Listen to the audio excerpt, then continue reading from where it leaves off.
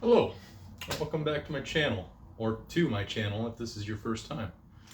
I am the Lumber Snack, and today we are going to be discussing the big three gods of Sumeria.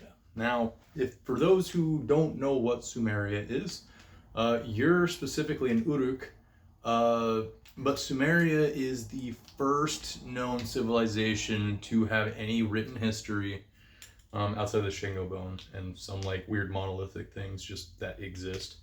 But as far as like civilization is concerned, the conglomeration of people in an area with the accumulation of power, farming, the things that make a civilization civilized. Well, that was Sumeria as the first one. And they had, I think, a collection of like 7 deities, but there were 3 that were more important than any of them, and they were Anu, Enlil, and Enki. And it was these 3 gods that were the most powerful and most well known and most worshipped and most understood, talked about, and kind of how they operated in that entire area for a long period of time, at least from like 3000 BC to about like 140 or even sooner.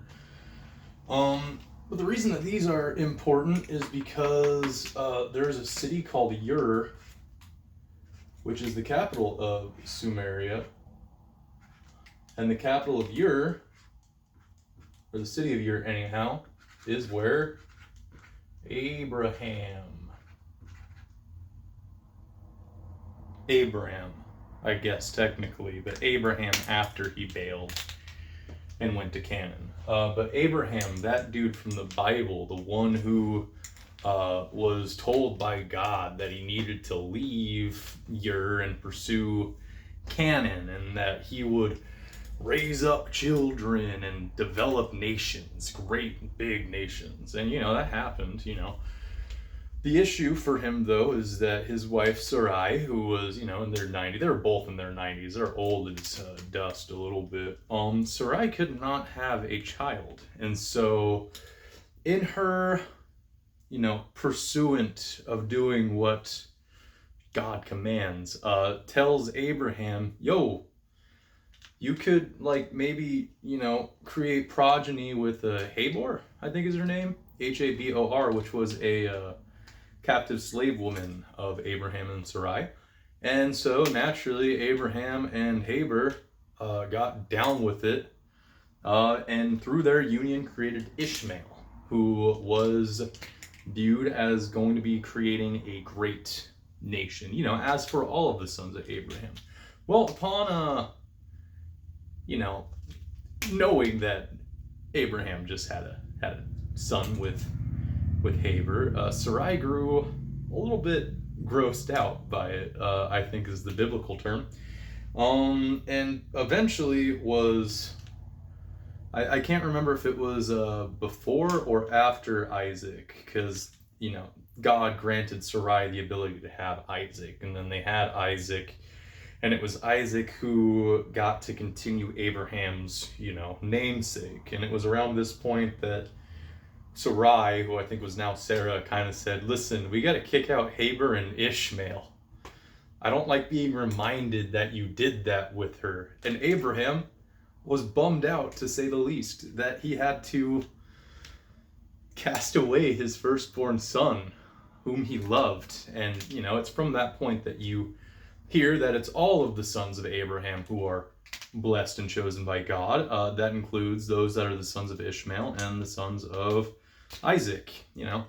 Either of those two, God is there, or they're God's people.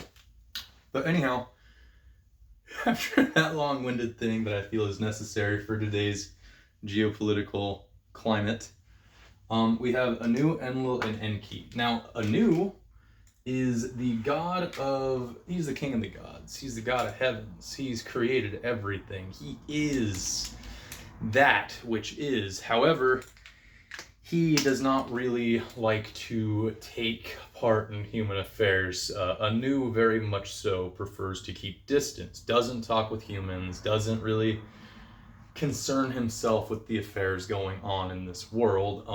In my thoughts, Anu is more close to resembling a computer programmer who has set up a divine system of computation and kind of can do whatever he wants with the entirety of the universe. And when you factor in the entirety of the universe being able to construct things versus just one Earth, it's hard to really think that Anu is in control of everything on Earth, in my opinion, in my studies. And it's more just doing like cool stuff, but he still exists because it's Anu. Nothing exists without Anu, in my opinion. And then you have Enlil. Now Enlil is the firstborn of Anu.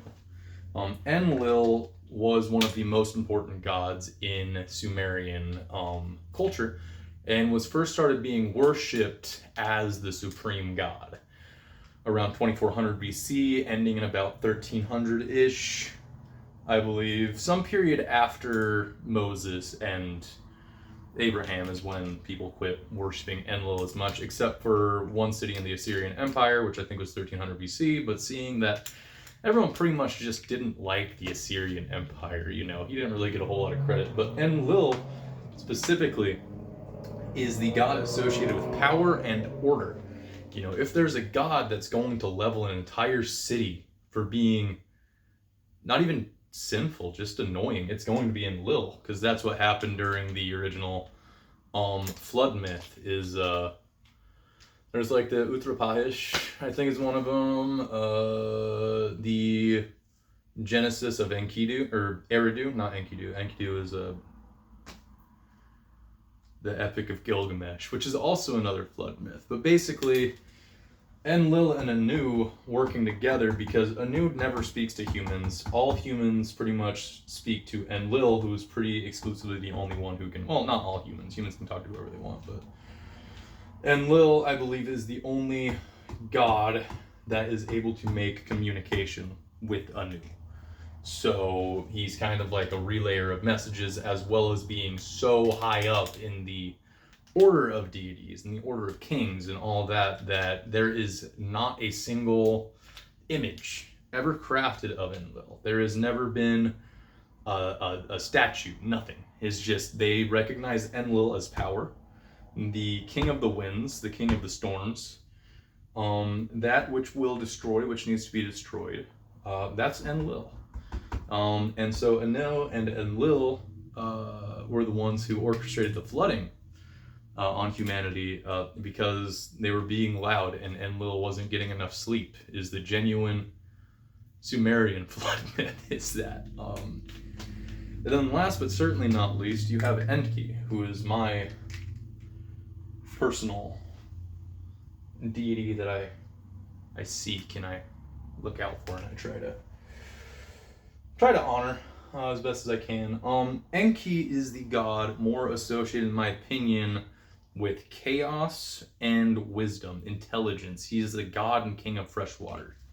I believe Enki literally translates to Lord of the Earth. Now, what's important to know about Enki is actually the one credited with creating humanity. And there's a few different instances of his creation of humanity. But more than anything, he is credited with creating humanity from clay, is what he did. And yes, I know, he probably didn't sit there sculpting out of clay, but the general consensus scientifically is the human chemical composition exists in such a way that is very similar to clay, meaning that we share a lot of the same chemicals and carbons and different things like that, and we are destined to return to the ground upon death, and from the ground we will resurrect or whatever. There's a lot of things that go on, and spirituality, history, religion is such a nuanced and huge study, and I love it. But Enki is the one who, upon hearing that Enlil and Anu are going to send a flood, destroying his creation of humanity, he went and told maybe that was Utrapahish, Noah. He told Noah that the gods were creating a flood, and that he needed to take himself, at least a set of all the animals he could find in his vicinity, because we're pretty much in the Mesopotamian to like, from about like Iran to Africa, roughly, is kind of like what we're seeing for the flood narrative, I think, with Noah. I don't think scholars would disagree. I think that's pretty unanimous. But he told him to create a boat, and the Muslims actually believed that the boat was circular. Why was the boat circular? Because it was going to come from the rain, and so they weren't worried so much about traversing, the oceans and the rivers, but they're more worried about just stability and being able to weather this tragic storm. But the original flood myth, it was Noah saving a bunch of laborers and handymen, the people who could help rebuild society is what I believe the original myth was entailed. But Enki's real cool. I like Enki. His other name is He, which is pronounced something along the lines of he, like that. And this is where I kind of have my own thoughts, but anytime a god as our humanity's personal god that is mentioned as being he, I think of it as the same. It's the same god. And this is really what I view as the Trinity, is the distinction between these three gods right here and how they operate and how they operated, back way in the day, specifically in the area that Ur, which is Abraham, meaning that the God that took Abraham from Ur and ordered him to go into Canaan, I truly, genuinely believe has to be somewhere in the neighborhood of this trifecta of gods. And I genuinely believe a lot. I believe a lot. And something interesting is during Babylonian exile, the chief god of Babylon is called Marduk, which is Enki's son. Marduk is also having the powers of Anu and Enlil combined into him. And it was, in Babylon with Marduk that I believe there was much more of a press and focus on monotheism for the Jews, for the Israelites, the Jacobites, whatever you want to call them, Judites. During the Babylonian exile was when they kind of really established a very definitive monotheistic rule. And I say this because of how many times during the Old Testament that they went and they worshipped incorrect gods, or they did things that they were knowingly wrong in doing and sinful, and every which time, God, whichever one, the powerful, punished them for it. And it was, Babylon that they were, returned to, because that was kind of their original land from Canaan. And then Cyrus the Great came in, vanquished the Medes. I think it was the Medes, which were a Proto-Iranian group.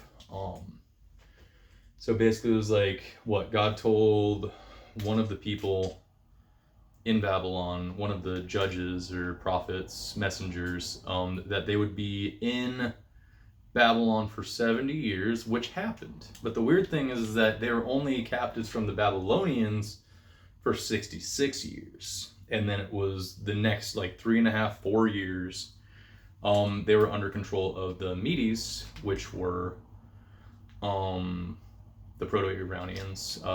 Not much is written about the Medes, but Cyrus the Great of Persia, who was not so much a follower of Zoroaster, but a pretty large contributor as to why Zoroastrianism, which was the first monotheistic religion, flourished.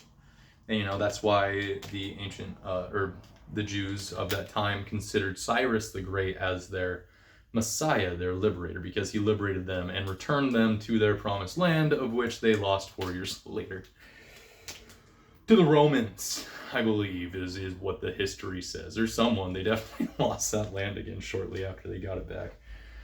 And then we had a whole problem with the Romans, all the way through Christ. And then I've got some weird stuff. But the one thing that I want to point out is that even though I've drawn these as, this is my Trinity, right? This is my Trinity. Here are the three, you have the Father, And then somewhere around here, you got the Son and the Spirit. And I believe right here, through the three of them, is Allah, God, the One, the All. Because in the Quran, it is written that Allah is not part of the Trinity. He is not just one corner. I think he's the whole shebang, the power. I also believe that the Quran is very much so a testament of the Abrahamic God and should be held in the same respect and acknowledgement as the Old and New Testament. I also view the Nag Hammadi library to be viewed in a similar boat. I've actually been reading the Quran recently. I wouldn't subscribe myself as being Islam or Muslim because I genuinely believe that it is a book written for a people. The people who are being oppressed. And I just want to help them. If I can, if anyone can help them. I think that they are true and virtuous people, really. If we want to get into arguments about Jesus, there is no group of people who respect Jesus more than the Muslims, and you just have to read the Quran to truly understand. But yeah, there's a lot more to this. There's a lot more history in just everything. I have done most of my research following Enki and He, and this is really who I hold and latch on to as my God, because he is the creator of humanity. He is the savior of mankind. I believe that Enki, he is deserving of a lot of praise and worship.